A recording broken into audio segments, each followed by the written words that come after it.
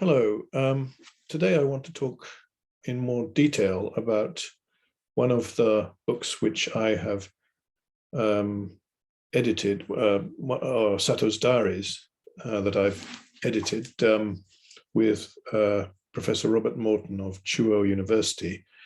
And it is, in fact, this book, which I've already shown you once, I think, in a previous video. It's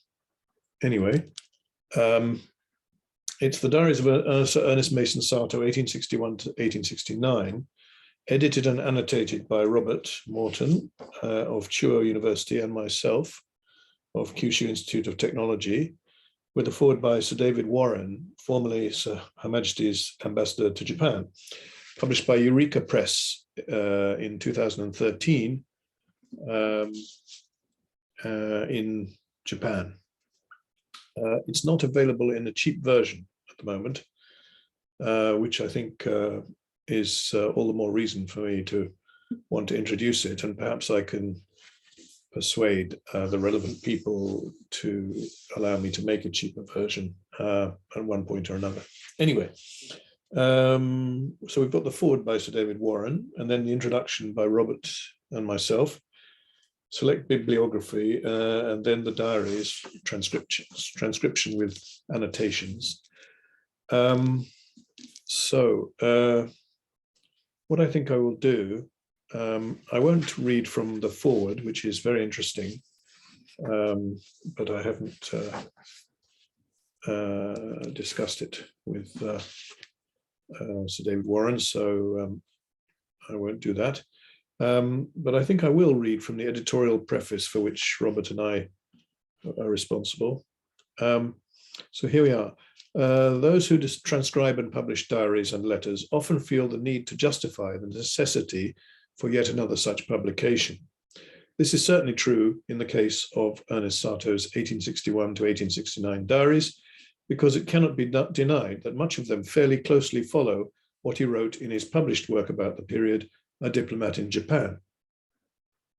Gordon Daniels, in his masterly introduction to the 1968 edition of that book, commented, though there are divergences between the book and the original diaries, the two correspond so closely that the advantages of publishing the diaries as against reprinting the memoirs are little more than marginal.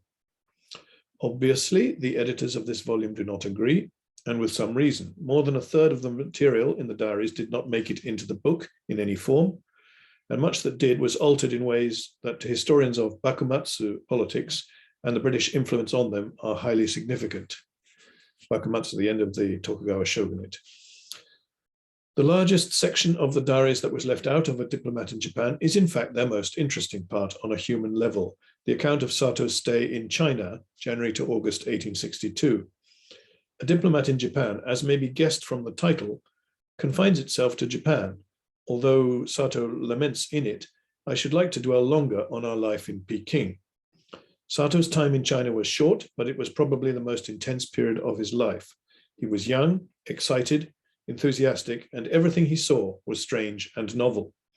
He came from a sheltered background, so even relatively ordinary interactions with colleagues and other Westerners were considered worth noting down. Averaged out, he wrote far more per day during his time in China than in Japan. Around 20% of the diaries is taken up by the China section, although it represented less than 10% of his total stay. In the Japanese section, there are some long gaps, including one of almost a year, from the 30th of November 1865 to the 26th of November 1866, in spite of the fact that he tells us in A Diplomat in Japan that his diary was kept almost uninterruptedly from the day I quitted my home. I wonder if he threw some parts away. Anyway, we do not know what happened during the gaps, but knowing Satow, they are very unlikely to have been empty of activity. But he had lost that initial impulse to record everything he did and saw, and started saving his efforts for the more significant happenings, which of course were thick on the ground in 1860s Japan. For historians only interested in Japan, the main reason for reading these diaries is that they provide a franker, more immediate account of the events of the Bakumatsu period than A Diplomat in Japan. As Daniels puts it, that book illustrates the force of hindsight. The diaries are Satow's raw and unmediated experiences. The publication of them allows a comparison of Satow's thoughts at the time things happened with how he felt years later and after he knew how events had turned out.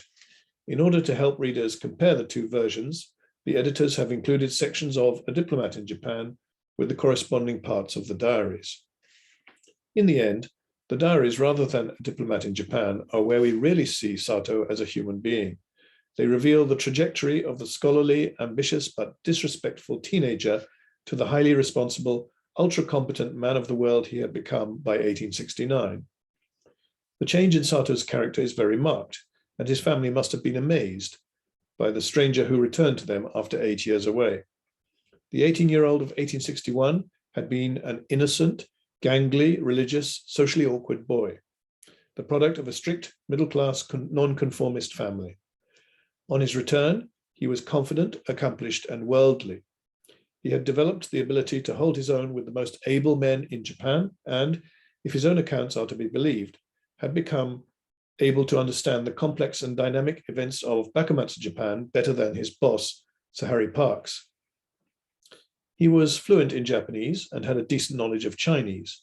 In addition, he had strengthened his Western learning with a wide reading of classical English and German literature, and he had kept himself up to date with recent scientific works and the latest novels. He was financially independent and sexually experienced. His family must have sensed that he now inhabited an entirely different world from that he had grown up in. It is easy to imagine that his homecoming would have been difficult for some of his siblings, who must have felt some resentment at the return of the Golden Boy, who would have regaled them with stories of extraordinary experiences that they could never have hoped to have had themselves. It must have been hard for Satow as well, as his family represented the past he had so cut himself off from while he had been away.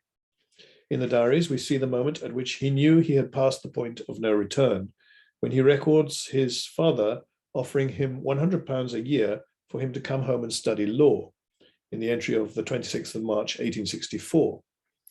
And he realizes that he cannot go back to his old life.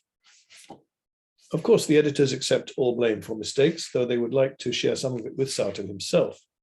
As with all good learners of a foreign language, Satow peppers his writing with words that he has recently learned, but not necessarily quite understood. Place names in the Peking section are particularly difficult, as he often improvised and varied how he Romanized them, and the city has changed immensely since his day. One village written in Pinyin, Balijuan, he wrote Palichuan, Palichuan, Palichan, and Palichuan. In order to impose some order, Chinese words have been given in Pinyin and in traditional characters, in the hope of making them as easy as possible to understand and look up elsewhere for both Japanese and English-speaking readers. Satow's Romanizing of Japanese left something to be desired in the early days.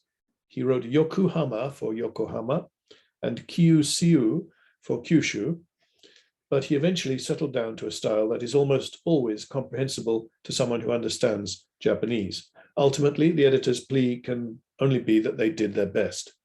But there are some places, particularly in the Chinese part, where they were reduced to making their best guesses.